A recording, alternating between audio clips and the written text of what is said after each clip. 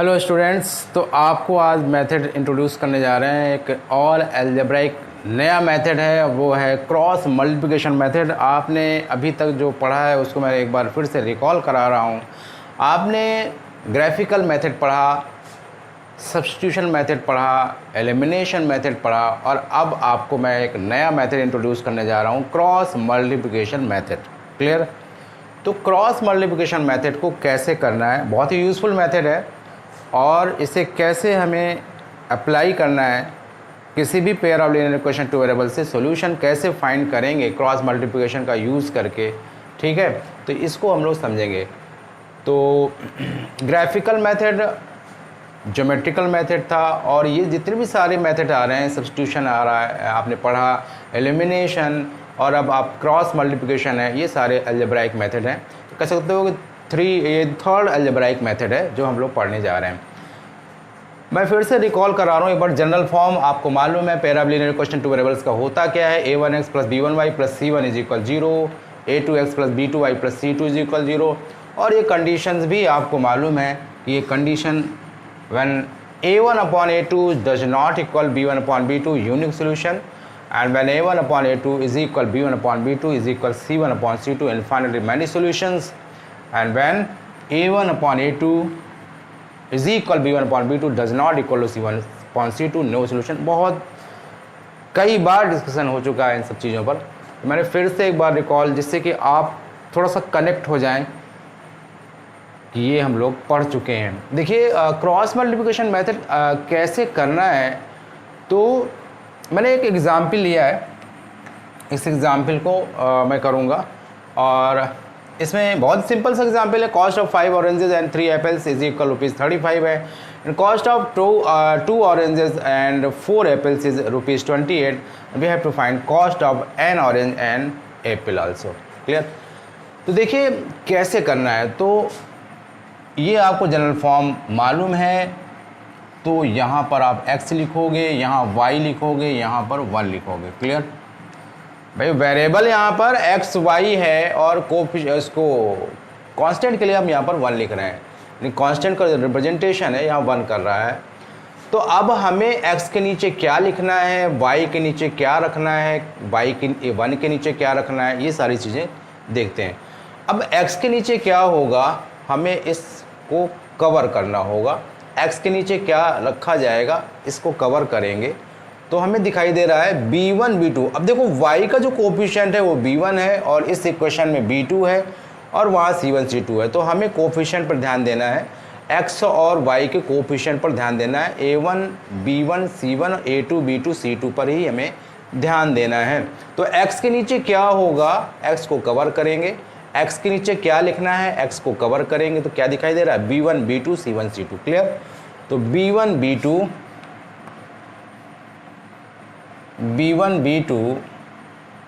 c1 c2 ये x के नीचे हो गया। y के नीचे क्या होगा, तो हम लोग y को कवर कर लेंगे, तो क्या दिखाई दे रहा है, c1 c2, और फिर से a1 a2 आ जाएगा। देखिए c1 c2 यहाँ लिखा हुआ है, तो दोबारा लिखने की ज़रूरत नहीं है, यहाँ a1 और a2 लिख देंगे, क्योंकि c1 c2 ये x वाला ही रहेगा, यही काम करेगा। आप रिपीट करना चाहो तो कर दो, कोई उसका मतलब नहीं है।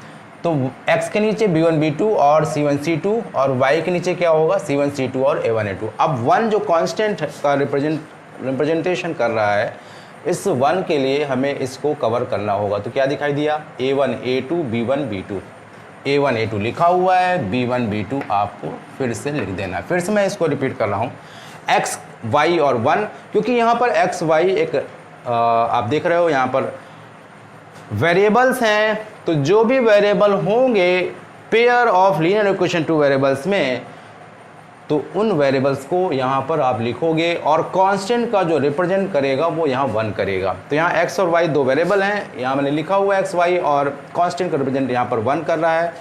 x के नीचे क्या होगा, x को कवर करेंगे, y के नीचे क्या होगा, y को कवर करेंगे, कांस्टेंट के नीचे क्या होगा, इसको कवर करेंगे। क्लियर? तो x के नीचे क्या होगा, b1 b2 c1 c2 होगा। ये बात क्लियर हो जानी चाहिए, b1 b2 c1 c2 है।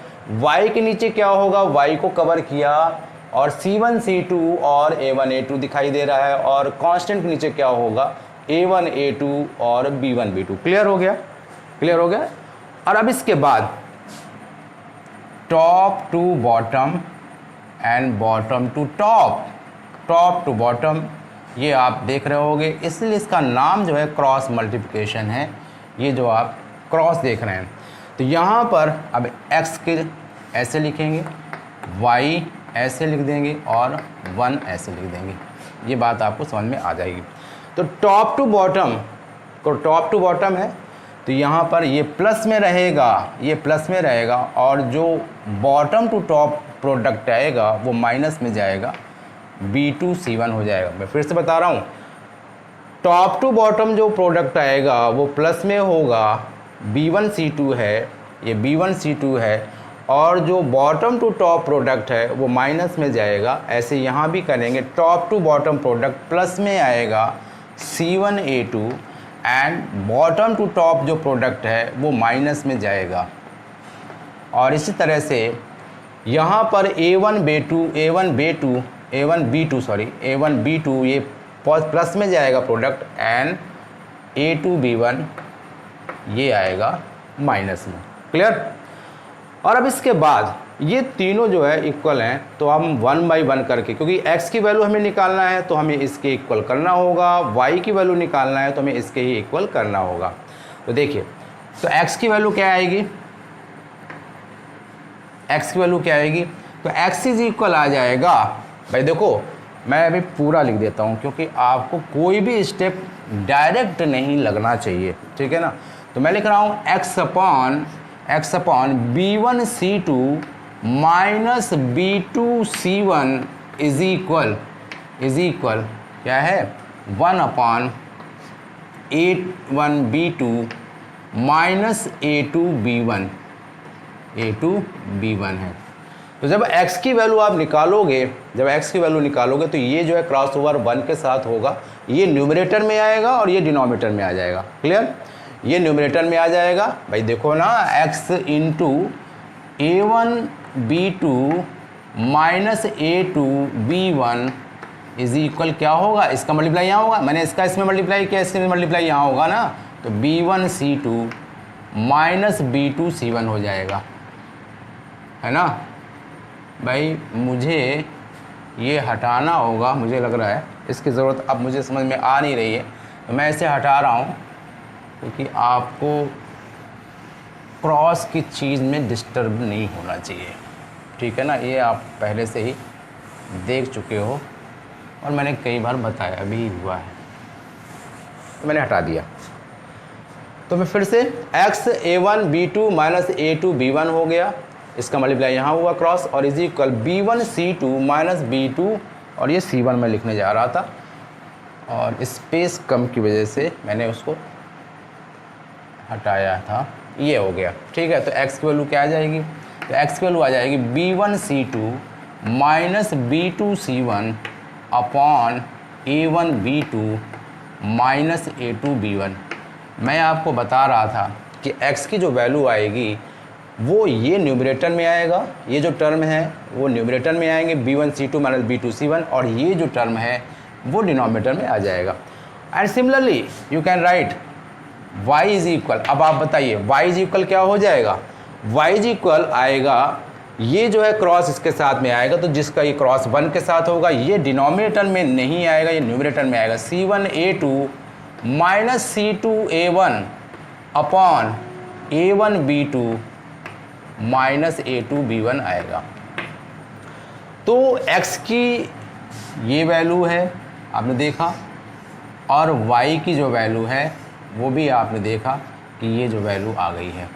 तो आप डायरेक्ट x और y का जो सॉल्यूशन फाइंड करेंगे, इसमें डायरेक्ट वैल्यू आप पुट करके फाइंड आउट कर सकते हो, ठीक है।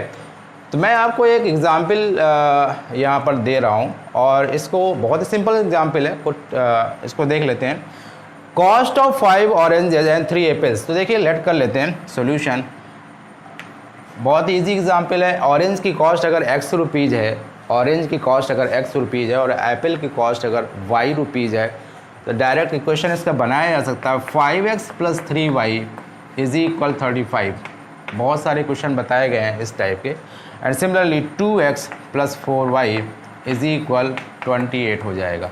ध्यान देना, जो भी पेयर होगा और उस पेयर से हमें सॉल्यूशन फाइंड करना है by the method cross multiplication, उसके लिए हमें जो इक्वेशन होगा पेयर उसको a1x + b1y + c1 = 0 के फॉर्म में लिखना होगा एंड a2x + b2y + c2 = 0 के फॉर्म में लिखना है, यानी कि जनरल फॉर्म में हमें लिखना है। ध्यान रखना है, बहुत इंपॉर्टेंट बात है कि जो भी पेयर है उस पेयर को हमें a1x + b1y + c1 = 0 के फॉर्म में लिखना है। तो जब हम लोग लिखेंगे तो यहाँ -35 हो जाएगा और = 0 हो जाएगा एंड -28 = 0 हो जाएगा।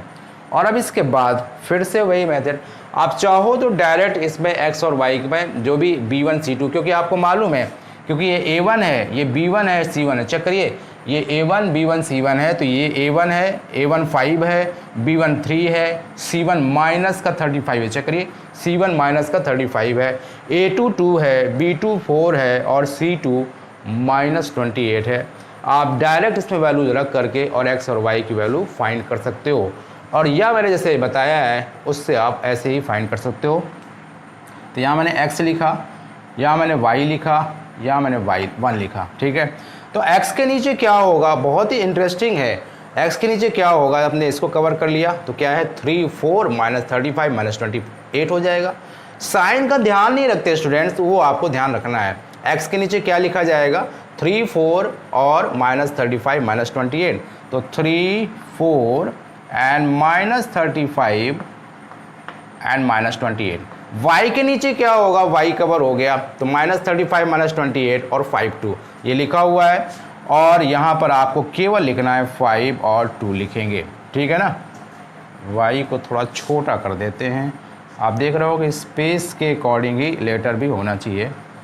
और अब इसके बाद 1 के नीचे यानी कि जो कांस्टेंट है इसको कवर करेंगे तो क्या होगा 5 2 और 3 4, तो 5 2 तो लिखा हुआ है, 3 4 हो गया, क्लियर हो गया।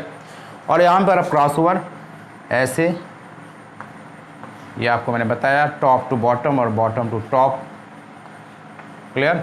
और यहाँ पर अब x की जो वैल्यू आएगी क्या होगा, 3 × -28 तो -84 होगा।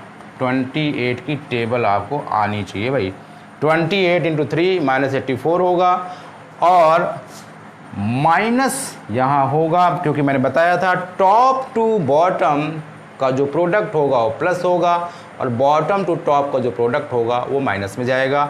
तो 3 × -28 ऑलरेडी माइनस में ही आएगा, और जो अब बॉटम टू टॉप का प्रोडक्ट होगा वो माइनस में आएगा। चेक करिए, इसे ब्रैकेट में लिख रहा हूँ, और -35 × 4, 4 5 जा 20 और 4 3 जा 12 और 14 हो जाएगा।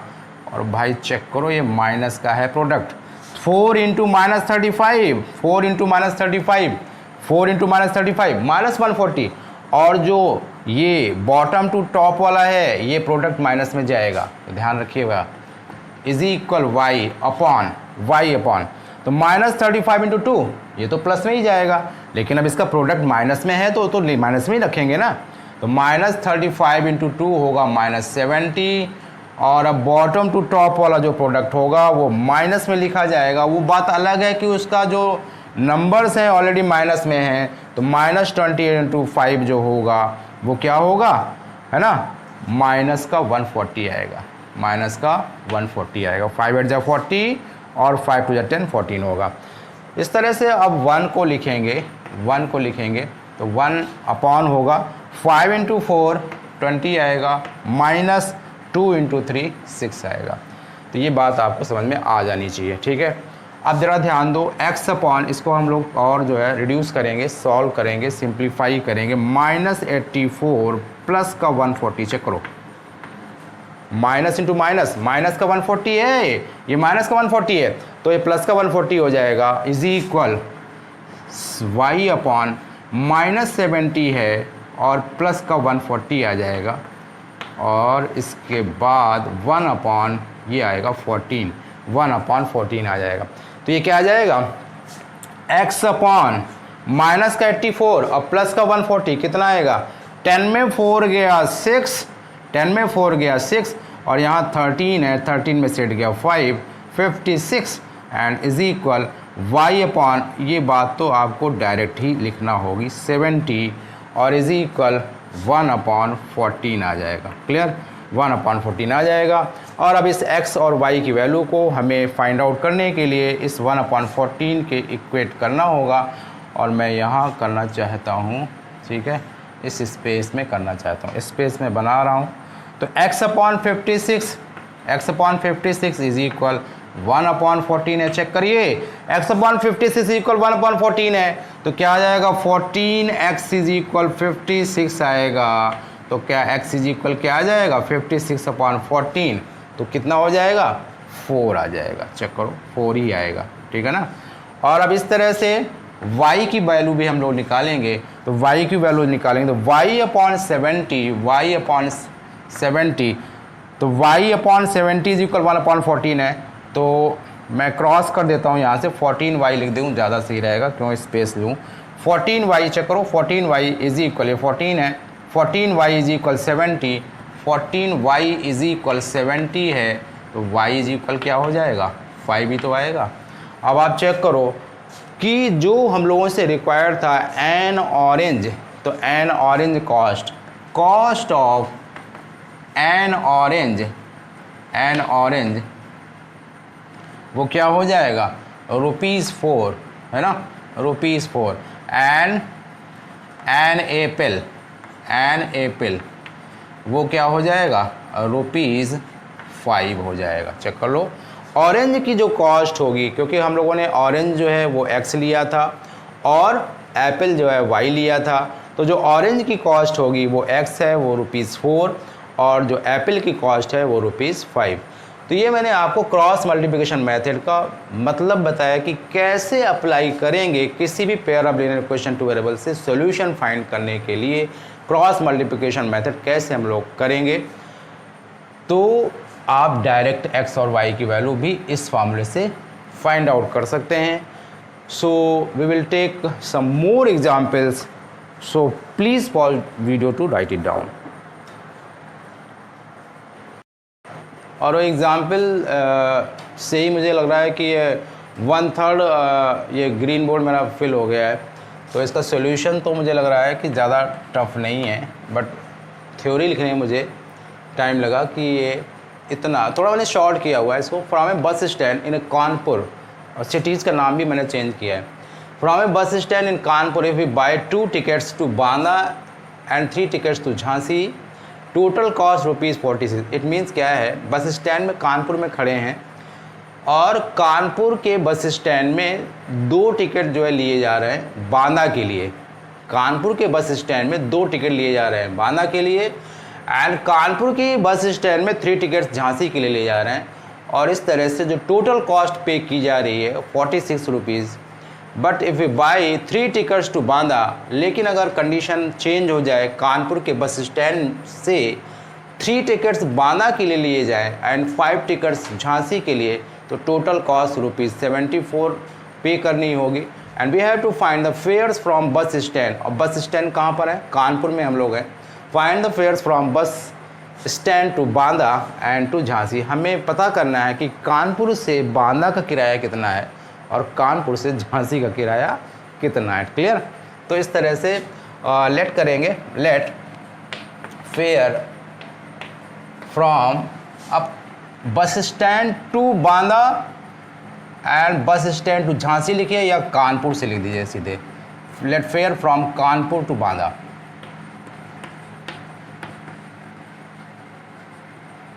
Is equal ₹X and fare from Kanpur to Jhansi is equal ₹Y। According to question information जो भी गिवन है, तो 2 tickets टू बांदा है तो x है तो 2x रुपये हो जाएगा, और प्लस 3 tickets टू झांसी है तो झांसी का टिकट ₹Y का है। झांसी का टिकट ₹Y का है, कहाँ से? कानपुर से।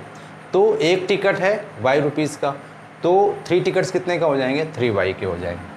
ऐसे ही एक टिकट कानपुर से बांदा का x रुपये का है, तो 2 टिकट कितने के लिए हो जाएंगे, क्योंकि 2 टिकट तो हैं बांदा के लिए, तो 2x हो जाएगा प्लस 3y, और टोटल पेमेंट जो किया गया 46, ये फर्स्ट इक्वेशन लेट कर लिया गया। एंड वाई 3 टिकट्स तो 3x हो जाएगा, बांदा के लिए है, एंड 5 टिकट्स झांसी के लिए हैं, तो झांसी के लिए जो किराया है वो y रुपीज़ है 1 टिकट का, तो 5 टिकट्स का 5y हो जाएगा। और ये पेमेंट दिया जा रहा है 74 दिया। मैंने आपको बताया था कि इसको आपको लिखना होगा किसमें, 2x plus 3y minus 46 is equal 0 होगा, जनरल फॉर्म में लिखना है, plus 5y minus 74 is equal 0 होगा, ये 1 और 2 ही हैं, है ना। इक्वेशन चेंज करने का नंबरिंग चेंज करने का कोई मतलब नहीं है। और अब ध्यान दो, उसी तरह से करेंगे x बाई 1, ठीक है। तो x के नीचे क्या होगा, x कवर हो गया, तो क्या है 3 5 minus 46 minus 74, 3 5 minus 46 minus 74, and y के नीचे क्या होगा, y कवर हो गया, तो माइनस का 46 माइनस 74 तो ऑलरेडी लिखा हुआ है, तो 2 3 लिखना है हमें। एंड 1 के नीचे क्या होगा, यानी कांस्टेंट को कवर करेंगे, 2 3 3 5, 2 3 लिखा हुआ है, 3 5, क्लियर हो गया। और अब एरो हम लोग लगा देंगे टॉप टू बॉटम और बॉटम टू टॉप के लिए, और फिर उसी के अकॉर्डिंग हम लोगों को प्रोडक्ट में साइन का यूज़ भी करना है। 3 into minus 74, 3 into minus 74 minus, ध्यान दो ये हो जाएगा, क्योंकि 3 into minus 74 top to bottom product है, ये ऐसे ही रहेगा, माइनस क्योंकि बॉटम टू टॉप का प्रोडक्ट जो है वो माइनस में जाएगा, 5 इंटू माइनस 46 है, is equal y upon minus 46 into 3 minus, और ये जो प्रोडक्ट है माइनस 74 इंटू 2, ब्रैकेट में मैंने लिख दिया, और 1 अपॉन 2 इंटू 5 माइनस 3 इंटू 3। बात अब आपको समझ में आ गई होगी। अब इसे हमें x और y की वैल्यू करना होगा सॉल्व।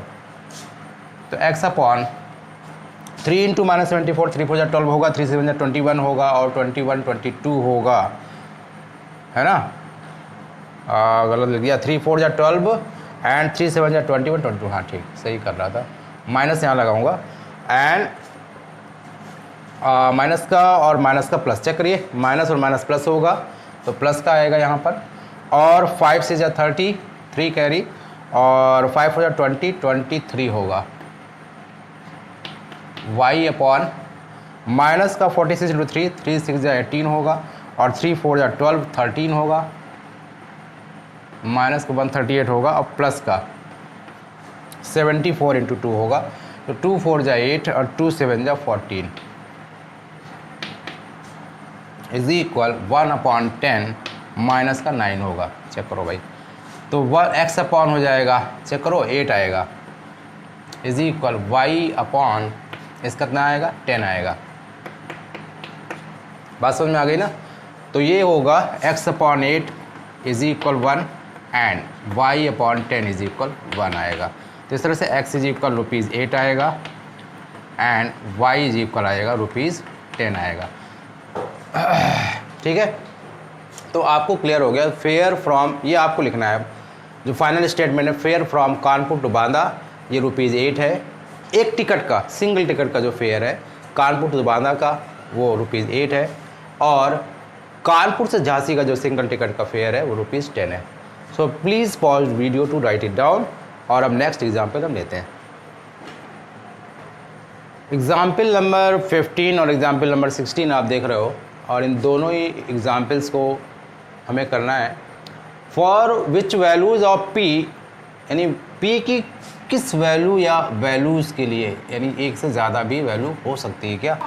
इक्वेशंस हैं 4x plus p y plus 8 is equal 0, 2x plus 2y plus 2 is equal 0, p की वैल्यू फाइंड करना है, और वो कह रहा है कि p की किस वैल्यू के लिए पेयर ऑफ जो इक्वेशंस हैं वो यूनिक सोल्यूशन देते हैं, और आपको मालूम है कि जो यूनिक सोल्यूशन है वो एग्जैक्टली वन सोल्यूशन, तो p की सिंगल वैल्यू ही होगी, ठीक है।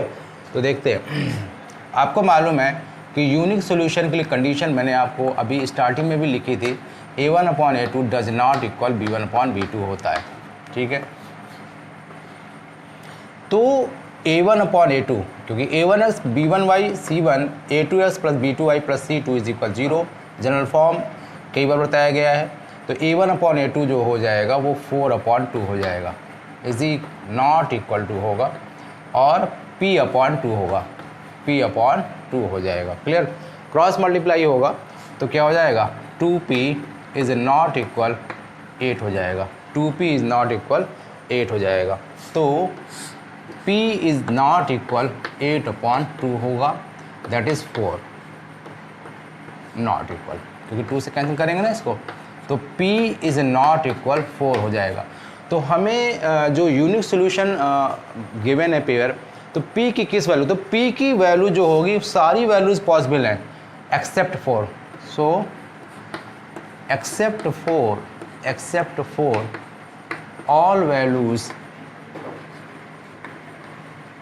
all values are possible, all values are possible for unique solution, है ना। जो पेयर गिवन है उसके लिए 4 को छोड़कर except 4 all values are possible, ठीक है। तो ये एग्जाम्पल नंबर 15 हुआ, कंडीशन बेस्ड था। और अब एग्जाम्पल नंबर 16 भी कंडीशन बेस्ड है। फॉर व्हाट वैल्यूज ऑफ के की किन वैल्यू या वैल्यूज़ के लिए फॉलोइंग जो पेयर ऑफ लीनियर क्वेश्चंस हैं वो इनफाइनाइटली मैनी सॉल्यूशन। तो हमें ऐसे क्वेश्चन में कंडीशन हमें अप्लाई करनी होती है A1 और आपको मालूम होगा कि इनफाइनाइट की कंडीशन होती क्या है, और आपको इनफाइनाइट कंडीशन क्या होती है, A1/A2 is equal B1/B2 is equal C1/C2। ध्यान करो, मैंने आपको बताया हुआ है ये डिपेंडेंट पेयर ऑफ इक्वेशन को भी जो है बिलोंग करता है इनफाइनाइट मैनी सॉल्यूशन।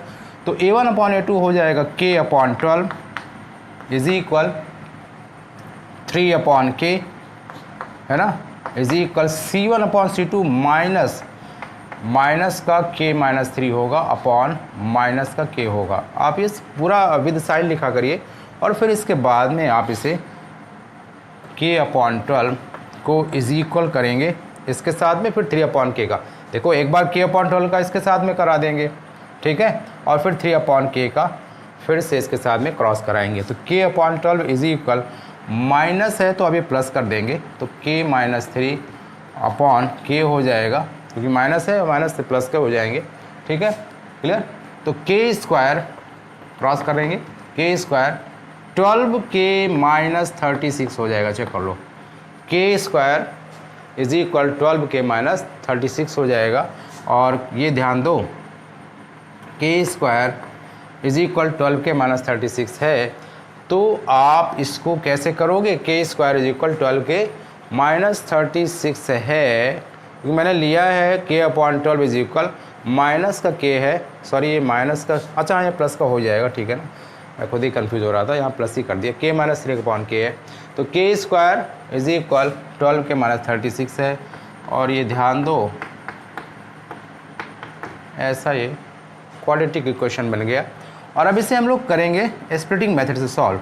तो 6 × 36 होता है, चेक करो, 6 × 36 होता है, तो K² minus 6 + 6 in the place of 12K + 36 is equal 0। K² minus 6K, ठीक है, minus 6K + 36 is equal 0। K common होगा इस पेयर में और यहाँ पर 6 कॉमन होगा, तो K यहाँ कॉमन ले लिया गया, तो क्या आ जाएगा K-6, और यहाँ कॉमन होगा -6 से ले लेंगे, तो यहाँ -6 कॉमन ले लेंगे, तो क्या आ जाएगा K-6 आ जाएगा इज इक्वल 0। तो आ जाएगा K-6 और K-6 इज इक्वल 0। यहाँ से तो आपको K इज इक्वल 6 ही मिलने वाला है, ठीक है ना, 6 ही मिलेगा। तो चलिए K इज इक्वल 6 आ गया, क्योंकि K-6 इज इक्वल 0 और K-6 इज इक्वल 0, तो K इज इक्वल 6 ही आएगा, ठीक है। अब मैंने आपको बताया था कि K/12 इज इक्वल ये लिया और अब 3/K। नाउ अब नेक्स्ट जो पेयर लेंगे 3/K इज इक्वल लेंगे K-3/K, K-3 3/K is equal K-3 upon के। क्लियर? क्रॉस कराएंगे यहाँ पर भी तो ये आ जाएगा के स्क्वायर माइनस 3k, चेक करो, इज इक्वल होगा 3k, है ना। कुछ जो स्टूडेंट्स हैं यहाँ से 3k को माइनस को यहाँ से कैंसिल कर देते हैं। ये माइनस का है ना, कहेंगे सर ये माइनस का है और ये प्लस का है, तो ये कैंसिल कर देते हैं। ऐसा कभी भी नहीं हो सकता है। तो इसको लिखेंगे k square minus 3k is equal 0। Check करो भाई, के square minus 3k is equal 0, तो के square minus 6k is equal 0 हो जाएगा। k is a common here, k minus 6 the bracket is equal 0। अभी इसमें इसकी वैल्यू 0 तभी हो सकती है या तो k 0 हो या k माइनस 6 0 हो इक्वल के, ठीक है ना। तो या तो k यानी either k is equal 0, either k is equal 0 और k minus 6 is equal 0। Clear? तो ध्यान दो, ब्लैक बोर्ड के एक एक कोने का पूरा यूज़ हो रहा है। तो k इज इक्वल 0 और k माइनस 6 इज इक्वल 0 है। तो यहाँ पर k इज इक्वल 6, क्योंकि k इज इक्वल 0 तो आ ही गया है और ये k इज इक्वल 6 हो जाएगा।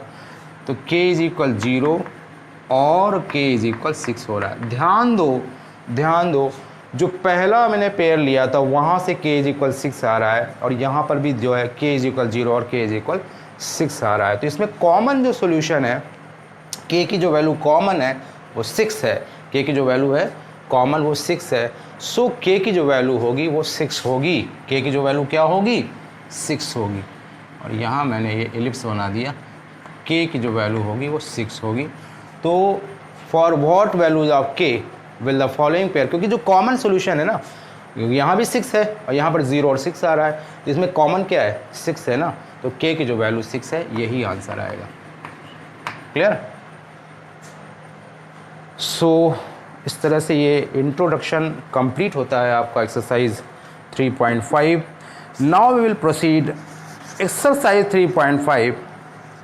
सो we will meet in the next video with exercise 3.5। Clear? Bye bye.